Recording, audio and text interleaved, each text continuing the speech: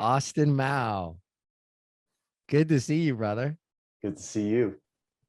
So we're doing another interview because the audio didn't work out so well on the first one, and this is going to be a chapter 2 of our interview. So this is exciting, and you ready to jump right in? Yeah. All right, awesome.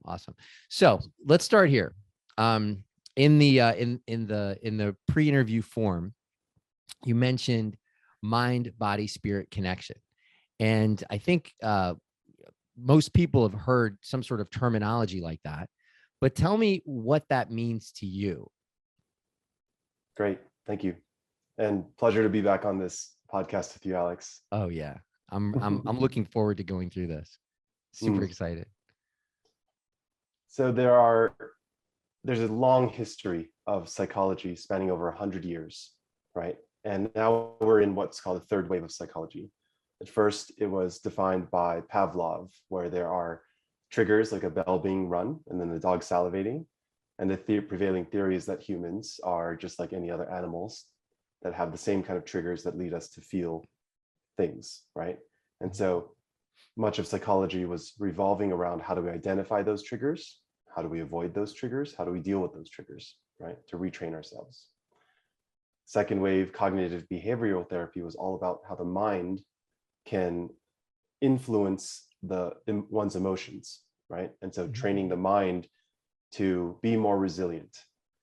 Now in this third wave of integrative therapy is this idea that the mind, body, and spirit are all connected, that mindfulness has a large place in the acceptance and compassion that we can feel towards ourselves, and therefore heal our bodies of diseases and listen to our bodies for the signals that provide us the intuition of what is actually happening with us in our experience.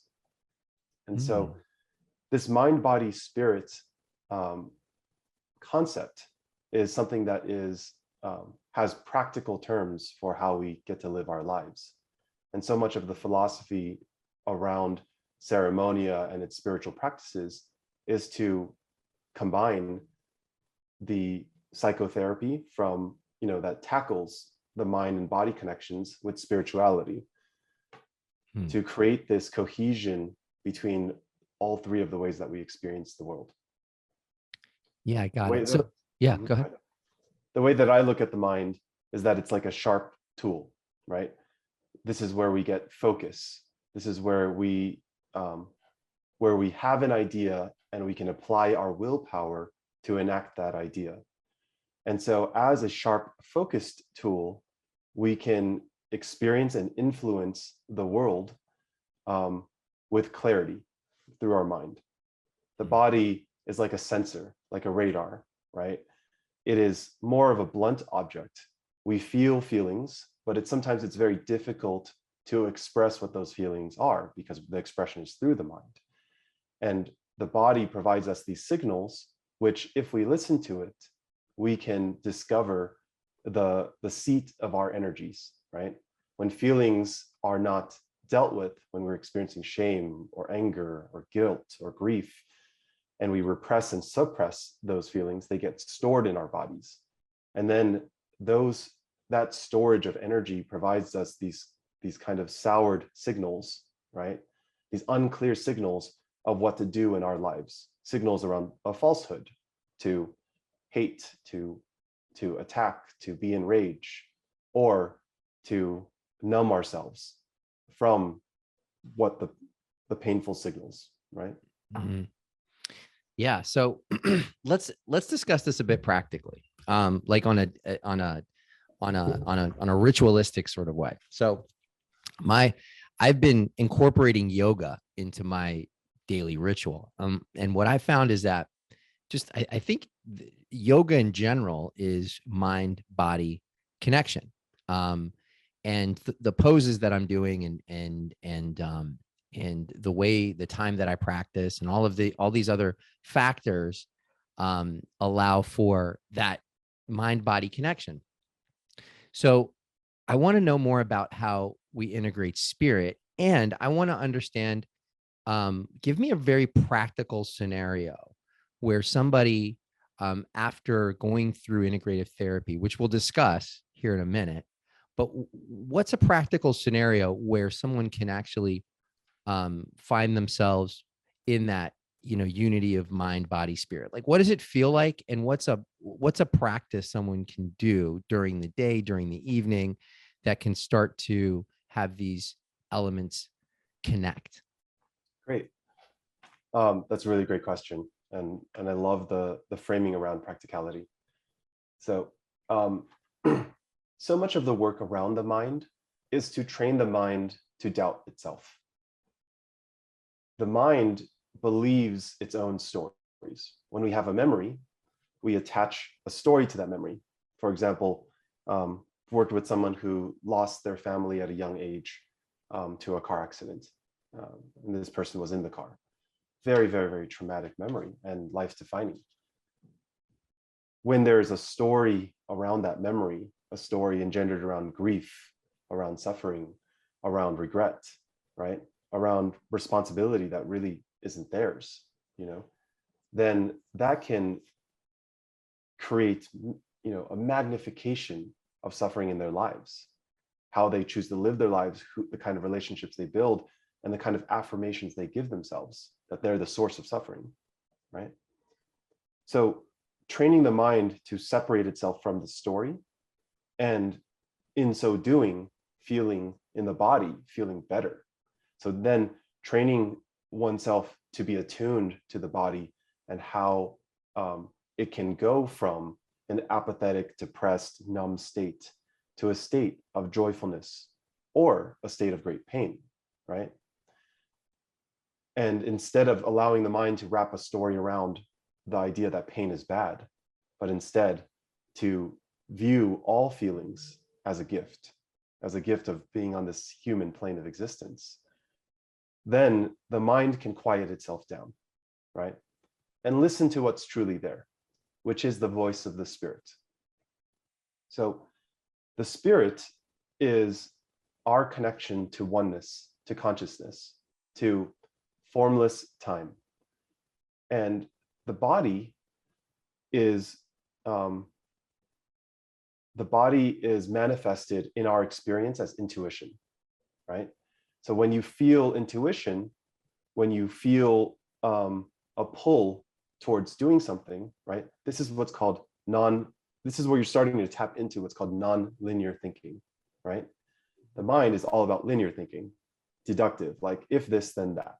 Mm-hmm. Non-linear intuition is it's all about a gravitational pull towards an idea, and you may not even know what the steps are to get there, but you know that's the right move to take. We've all been there. That could have been playing basketball, that could have been solving a difficult problem, right? But that could have been writing or doing art or playing music.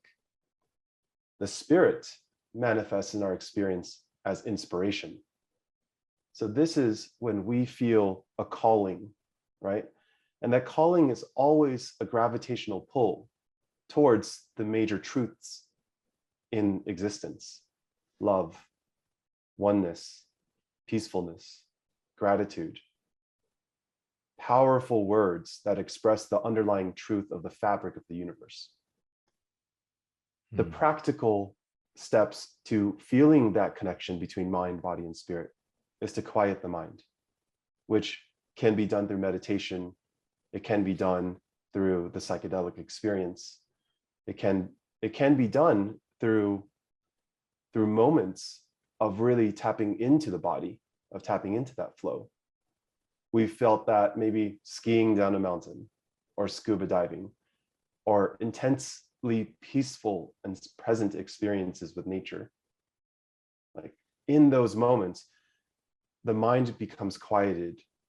The body becomes a beacon for the spirit, a projection, a projector of the spirit, right? And then we come into this connection, this indescribable connection with what some call God, what some call the soul, what some call spirit. All words just to describe the single idea of unity, of expansion, of universality, of infiniteness. And that's practice. Yeah. So we have our frontal lobe there in our mind, discerning for us, and also coming up with all types of different stories and scenarios. We have our body that gives us like a somatic response, right, to what feels good, what doesn't feel good.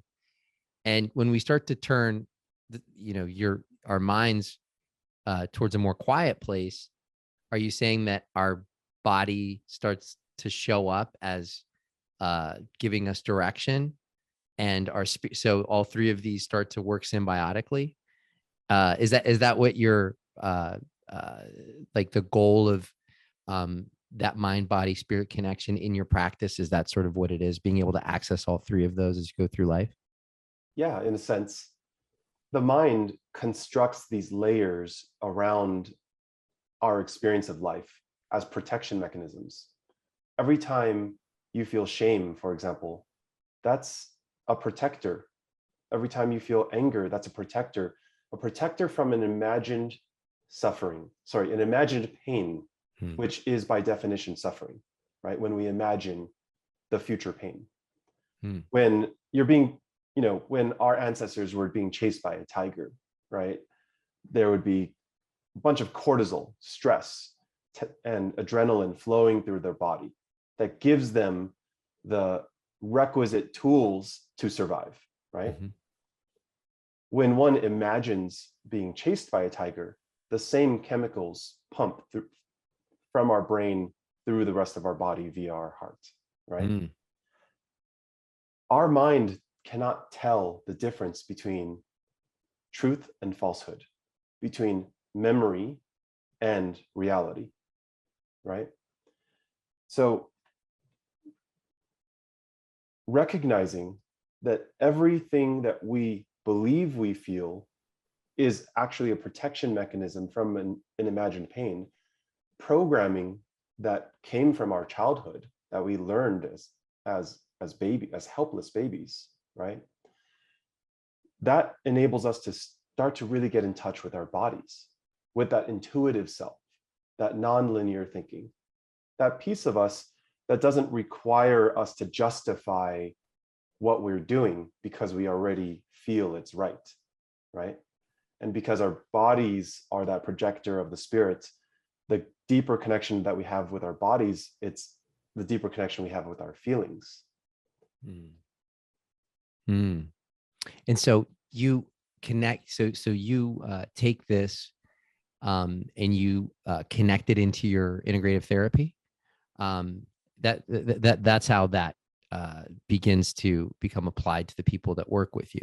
So tell me how that, tell me specifically, how do you connect this into your integrative therapy? And give me an idea in terms of what exactly integrative therapy is for those who aren't sure about integration, or why that's even necessary. Sure. I'll give you some practices that we do in Ceremonia, in Yes. some of the retreats that we run. So, we begin with 3-day retreats, and they're segmented as mind, body, and spirit. And each day has a focus, while, of course, giving you access to tap into greater body and greater spirit, right? So one of the exercises around the mind is pulled from Byron Katie's work. Byron Katie is a best-selling author, a spiritual teacher, and her story is that she had this extraordinarily severe depression that she got out of from tools of the mind, which actually brings up a good point, that the spirit can be accessed through the mind. It just can be more difficult because it requires a great deal of inquiry of the mind, right? And some of the great philosophers of our time, like Kierkegaard and Kant, have accessed spirit through the mind, through extraordinary feats of logic, right? So the 4 questions that Byron Katie came up with to help her access spirit by disqualifying the beliefs of the mind are: 1, when you feel something challenging, is it true, right? She gives an example: Paul lied to me. Paul lies to me. Is it true, right? The second question is, can you really be absolutely sure that this is true? Like really starting to get you to the point of starting to doubt your belief. right? Mm-hmm. Third question is, how do you react? How do you show up when you believe that this is true? So when I believe that someone lies to me, I show up in resistance. I show up guarding myself. I show up in disbelief, and I might show up already in anger just from the belief of it, even if they haven't opened their mouths, right? Mm-hmm. Number four, who would you be if you didn't believe this is true? What a powerful question. Who would I be if I didn't believe that someone lies to me? That I believed that they were doing their best, that I believed that this is their truth, that this is the way they show love, right? This is this as you're going through here, this sounds like a great way of mediating conflict, right? Or disagreement on a group scale and individually. Continue. But I'm already seeing like there's big conflict resolution here, right? If you actually just listen, like, if you actually just for a moment come outside of that, that frame that you're in, you suddenly you show up with every possibility. It's very cool. Right, exactly. Like, how often has the closedness, the certainty, and the righteousness that we've felt prevented us from connecting with people, that has magnified our separateness instead of allowed us to listen, to open ourselves to the oneness between us, right? Like, yeah. That's awesome. I could see the political discourse in this country needs some of this, just in terms of around the world. If people were to take this on, what an impact, what a powerful and impactful practice. Wow. Yeah. So as a psychedelic assisted therapy facilitator, right? Tell me exactly how you incorporate psychedelics, integrative therapy, mind, body, spirit. Like, how do they come together? Give me sort of the journey of somebody who is potentially facing challenges in life, depression, PTSD, you name it, trauma. What does it look like to go through this journey? yeah, great question.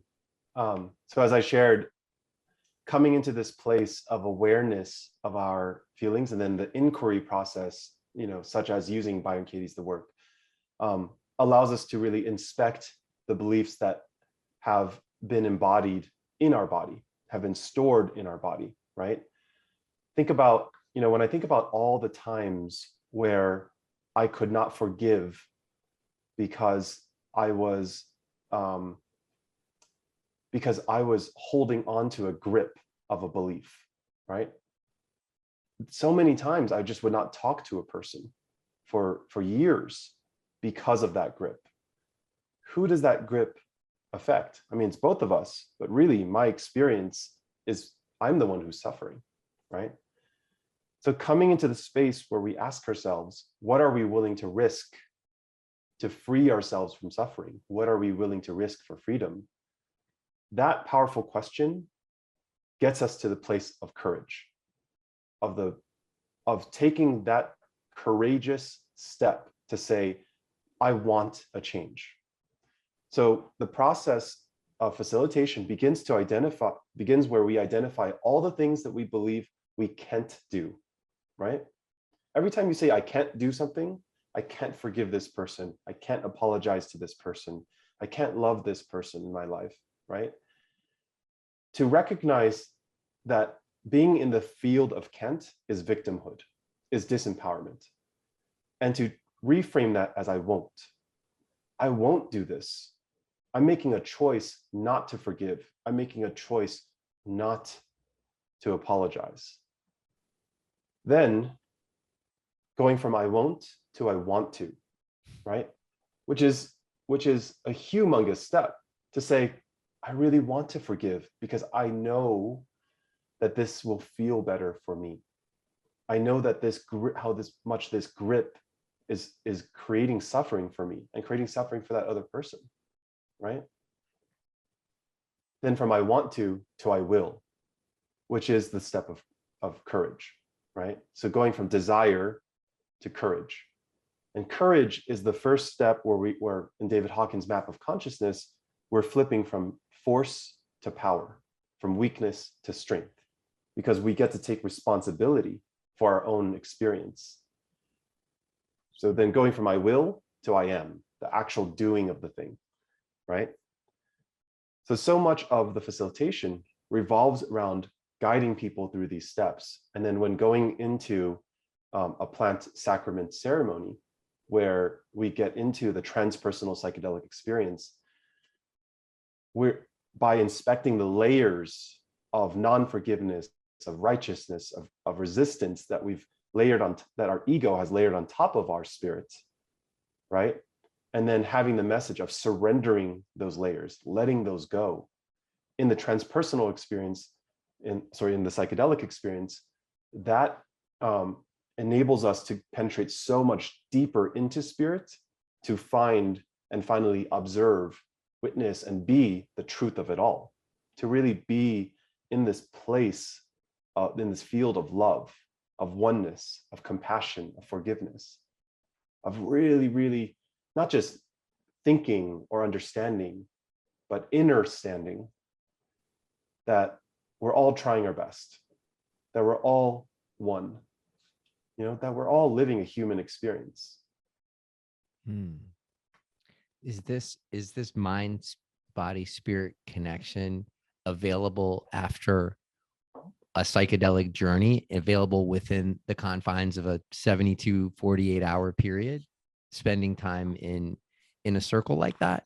Or is this something that is long-term? Is this something that someone should plan to go through 3 months, 6 months, maybe years of work in order to be able to make that connection? We like to say in sort of the psychedelic therapy space that it's like 10 years of therapy in 10 hours. And that's because the primary mechanism of most people's familiar forms of talk therapy, which is cognitive behavioral therapy, is through the gateway of the mind, right? Mm-hmm. And so when we go to a therapist, to a CBT therapist, right? And there are different modalities that are somatic, et cetera, that are more integrative. But focusing on what kind of the media portrays and what most of us know, that could take so many years to peel back the layers, to allow the mind to be inquisitive enough and to get enough practices that we can then bring forth into our lives and witness the positive changes when we disbelieve the mind. Like, that can take years and years of work to do, right? Mm-hmm. Whereas in the psychedelic experience, the way that it works, may I share how the current science explains the psychedelic experience? What's funny is one of my questions was going to be, how does science back this up? For those that are skeptical, like, where is there science behind it? So that was actually a question Perfect. I wanted to ask. So jump into it right now. Yes. So the Imperial College of London Center of Psychedelic Studies was the first to perform fMRI scans, brain scans, of people on psychedelics and advanced meditators and children, right? And they found that all three shared a same quality, which is the default mode network gets quieted. The default mode network are two parts of the brain that govern patterns. A pattern might be, a learned pattern might be, don't touch this hot pan because then you'll get burned. Mm-hmm. But another learned pattern from childhood might be, don't give my heart fully to this partner because they may abandon me, right? When we're born, we're one of the only animals that are completely helpless, right? Mm-hmm. If you think about when reptiles or mammals are born, many of them can survive without their parents, right? Mm-hmm. They have the instinctual knowledge. So babies are born completely without ego. The ego is then formed as protective mechanisms because we assume as babies that everything that we experience out in reality happens because of us. So when I'm 1 years old and mom leaves the home to go to work, I may believe that's because of something I did to make her abandon me, to make her not give me love, right? Mhm. And so these layers of protective ego form that construct patterns that are stored in our default mode network. And as we get older and older, that default mode network, that DMN, becomes more and more and more active. Mhm. In the psychedelic experience, imagine that your mind reverts to a childlike state where those patterns are deconstructed. They're no longer strongly activated.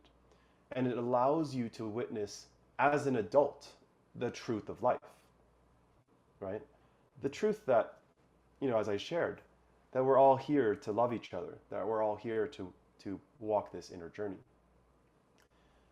Just the very glimpse of that truth allows us to experience the entire band of human emotions, all the way from shame and fear and anger and pridefulness, all the way up to love and peace and joy and enlightenment, right? This creates what we call a reference experience.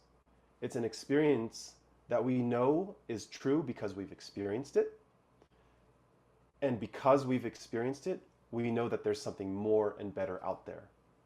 And just like when people have first experienced winning a trophy or the runner's high or skiing down the mountain, we can get hooked on that positive feeling. That's a good addiction, right? Because we start to seek out this inner truth. We start to seek out the peacefulness and the joy that is far beyond what we can access when we party or drink or make a bunch of money. It's something that is long lasting and durable. It all comes from the mind, coincidentally. But the mind is just the sharp object, the focused, precise tool to help magnify what the spirit is capable of. Yeah, this is so there's so much technology here. It's backed by science.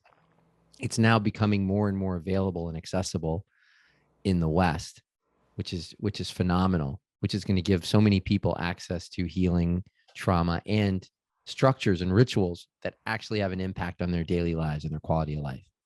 I want to dive into ceremonia, and I want to dive into how you're currently facilitating with ceremonia.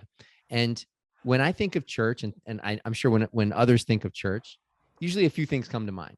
First of all, there's some sort of deity, right? In most churches, there's some dogma associated with church, um, and most often when you say something spiritual as if a church, it could almost be looked at as a cult. So let me ask, how, like, tell me about ceremonia in terms of um, how it's a distinction. Like, where's the distinction there that can allow those to join, ceremonia, join the church? And is there a dogma associated? Is there a deity associated with this particular church? Can someone who's potentially Christian or Jewish or Muslim, can they attend this church without potentially sacrificing some belief that they may have in their particular religion? Absolutely, and that's a really profound and great question. Religions were originally created by human beings as a form of structure to guide people towards spirit, towards God, right? Towards these inner truths. There's a growing body of evidence and beliefs that some of that the major religions were founded because of ancestral use of plant medicines. I read that there's even a theory that the Ten Commandments, when given to Moses from a burning bush, that burning bush is theorized to have been an acacia plant, which when burned releases DMT, which is the same DMT that's found in ayahuasca, right? Um, our religion, like any religion, has a statement of beliefs, right? It's just that our belief system is different from what we might imagine as a traditional religion. In a traditional religion, much of spirituality is externalized. God is some looming figure in the clouds, like depicted in Michelangelo's paintings, that can be kind, but can also be angry, right?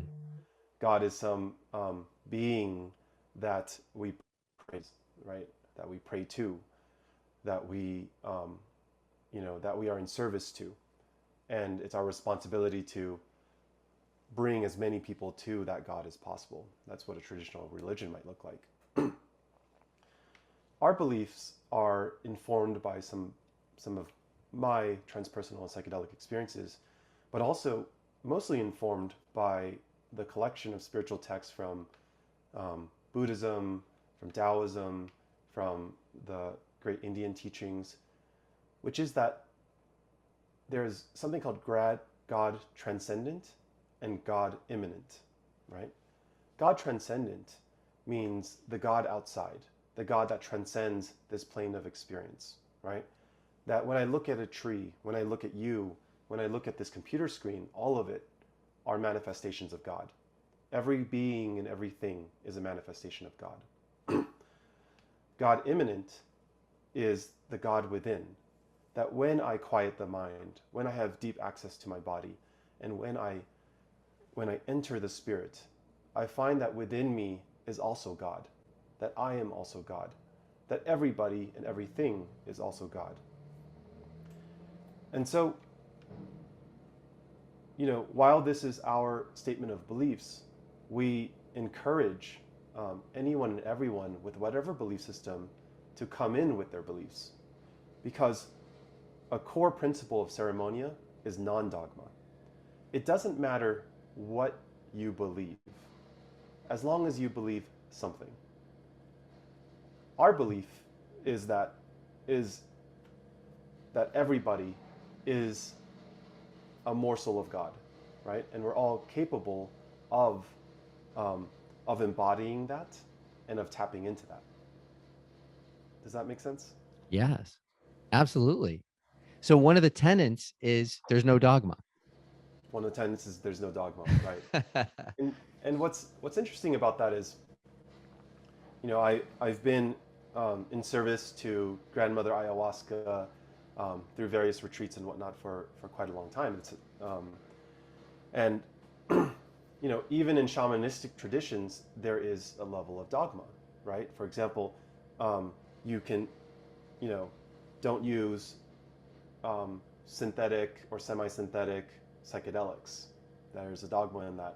There's a dogma around spirits, that spirits are what convey the energy to us, right?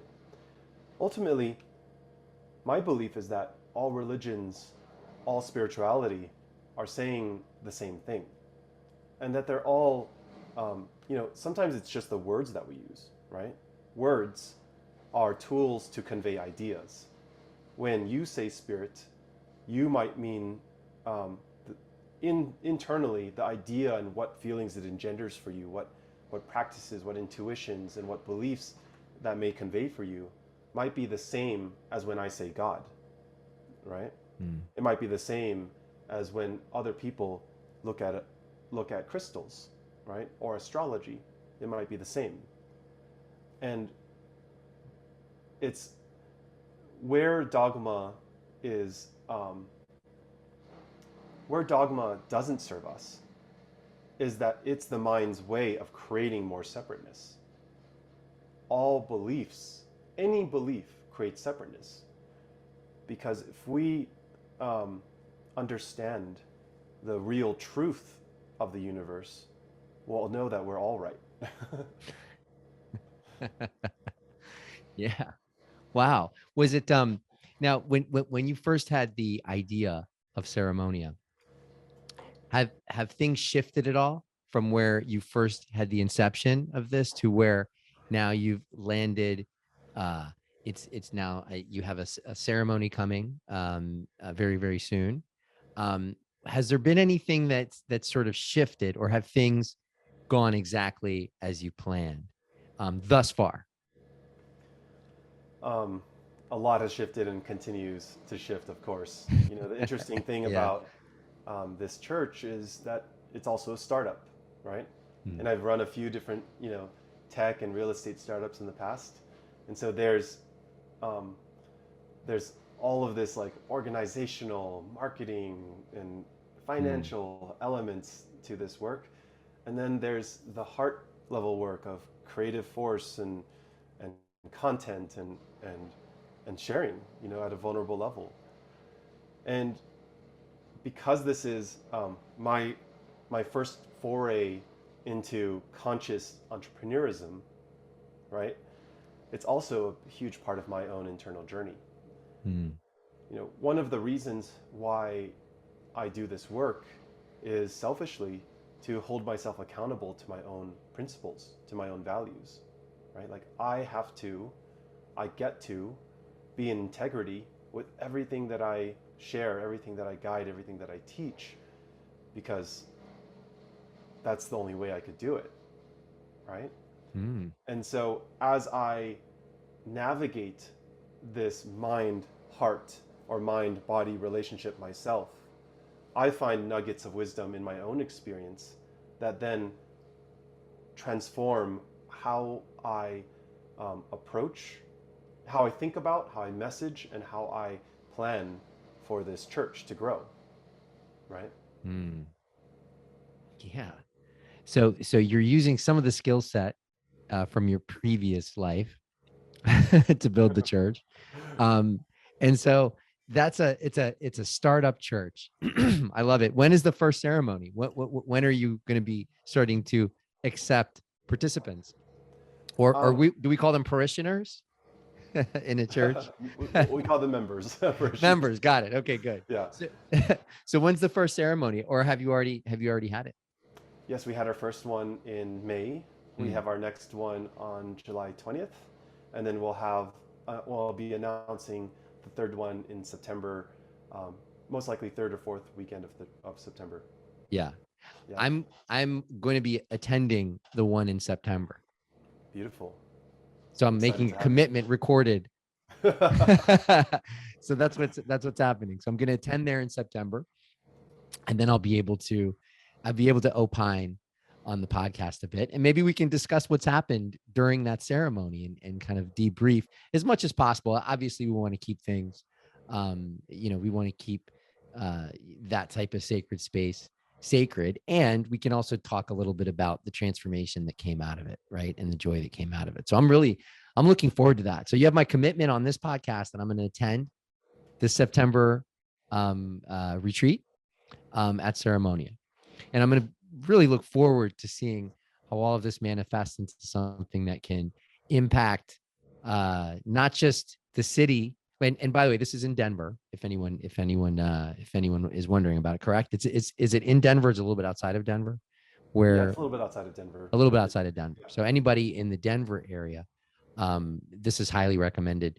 Austin, final question for you is in terms of, and I heard this argument a few times, and I know the answer, but Mary, my assistant, wanted me to ask you because she's very interested in this work, and she said, which is dominant, the mind, the body, or the spirit?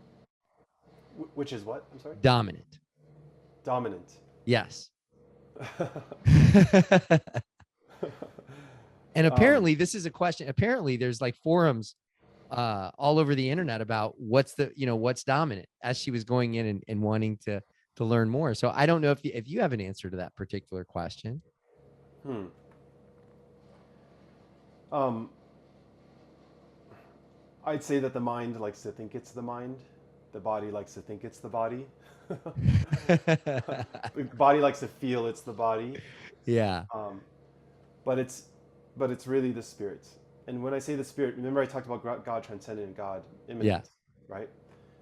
Um, all paths lead to the same place, which is to oneness.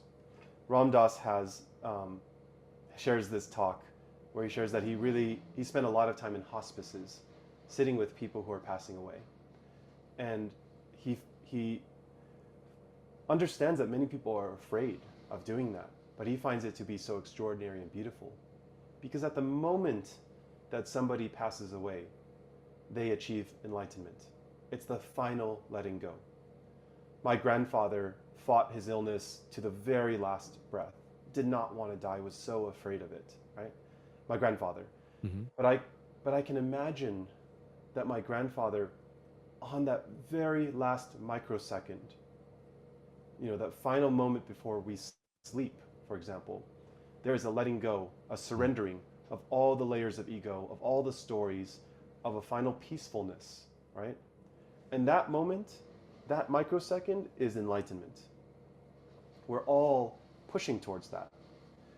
So spirit, as God transcendent, as God immanent, as manifesting in our experience, we are also pushed towards enlightenment.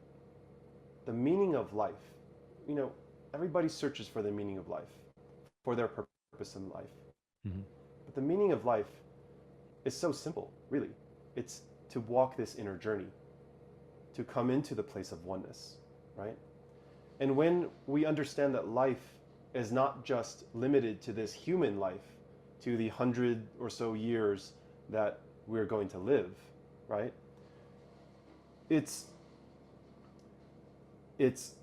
infinite in the sense that we're constantly living different lives in the future and have this karmic cycle that the Hindu tradition calls samsara, right?